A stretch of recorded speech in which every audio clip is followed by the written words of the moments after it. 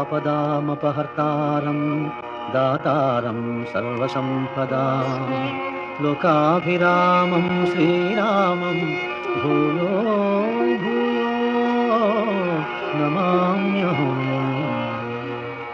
हनुमान जनासूनुः वायुपुत्रो महाबलः रामेष्टः फल्गुणसखः पिङ्गाक्षो अमितविक्रमः उदधिक्रमणश्चैव सीताशोकविनाशकः लक्ष्मणप्राणदाता च दशग्रीवस्य दर्पः